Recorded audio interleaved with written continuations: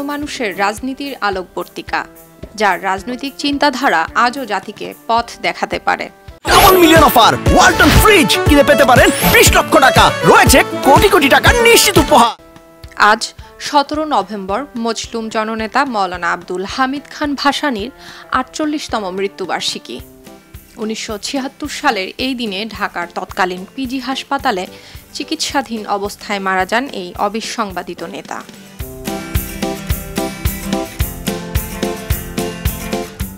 স্বরাজ party, খিলাফত, কংগ্রেস, মুসলিম লীগ, আওয়ামী লীগ এবং national Awami party ইত্যাদি রাজনৈতিক সংগঠনে অবস্থান করেও মাওলানা ভাসানী ছিলেন মোটের ওপর একজন দলনিরপেক্ষ, ধর্মনিরপেক্ষ, মানবতাবাদী নেতা। চিরকাল তিনি প্রবলের বিরুদ্ধে এবং অবহেলিত, নিপীড়িত, বঞ্চিতের পক্ষেই অবস্থান নিয়েছেন। কোনো দলের অনুপ্রেরণায় নয়, কোনো দলীয় কর্মী বা নেতা হিসেবেও নয়। জীবনের শুরু থেকে শেষ পর্যন্ত স্বতঃস্ফূর্তভাবে তিনি শুধুমাত্র নির্যাতিতের পক্ষ নিয়েছেন, ঝাঁপিয়ে পড়েছেন শোষক, নিপীড়ক, জমিদার, যোদ্ধারদের বিরুদ্ধে। তাকে বলা হয় ফরএভার দ্য ফাইটার বা চিরকালের যোদ্ধা। দীর্ঘ 60 বছরের রাজনৈতিক জীবনে মজলুমের পক্ষে তার যে সংগ্রাম তা কোনোদিন থেমে যায়নি।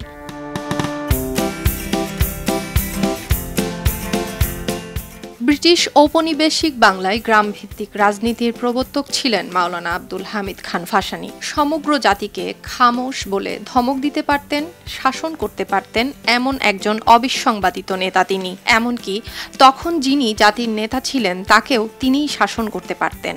মাওলানা ভাসানী প্রথম পাকিস্তানকে আসসালামু আলাইকুম বলে বাংলার মানুষের মনে স্বাধীনতার বীজ বপন করেছিলেন। আব্দুল হামিদ খান ভাসানী 1880 সালের 12 ডিসেম্বর সিরাজগঞ্জের ধানগড়া গ্রামে জন্মগ্রহণ করেন। তার ডাকনাম ছিল চাগামিয়া, তবে তিনি লাল মাওলানা হিসেবেই সর্বাধিক পরিচিত। সিরাজগঞ্জে জন্ম হলেও জীবনের বেশিরভাগ সময় তিনি টাঙ্গাইলের সন্তোষেই কাটিয়েছেন।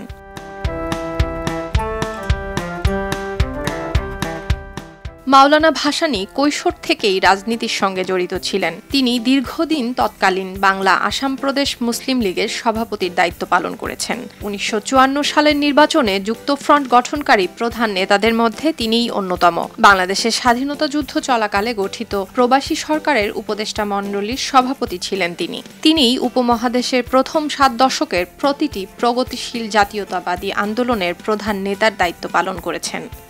আসাম প্রাদেশিক আইন পরিষদের সদস্য ছিলেন 1937 থেকে 1947 সাল পর্যন্ত। 1947 থেকে 1948 সালে পূর্ব পাকিস্তান আইন পরিষদের সদস্য ছিলেন তিনি। কিন্তু পাকিস্তানি স্বৈরশাসনের প্রতিবাদে সেই পদ থেকে তিনি পদত্যাগ করেন। আন্তর্জাতিক রাজনীতিতেও রেখেছেন উল্লেখযোগ্য অবদান। প্রতিষ্ঠা করেন পাকিস্তানের প্রথম বিরোধী দল পূর্ব পাকিস্তান আওয়ামী মুসলিম লীগ। বাংলাদেশের বাম রাজনীতির তিনি ছিলেন একজন অভিভাবক, ছিলেন কৃষক এবং শ্রমিক আন্দোলনের পুরোধা।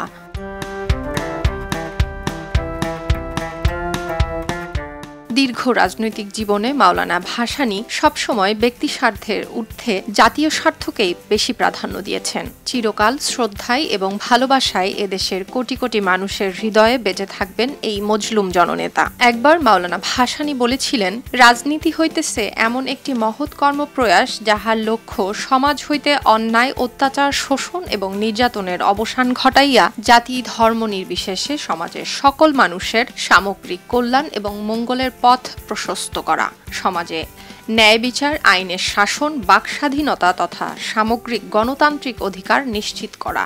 বলা যায়, ভাসানী বর্ণিত রাজনীতির এই সংজ্ঞাটি যদি কেবল বাস্তবায়িত করা হয় তাহলে একটি জনকল্যাণমূলক রাষ্ট্র এবং সমাজ ব্যবস্থা প্রতিষ্ঠা করা সম্ভব। সুলতানা দিনা, খবরের কাগজ।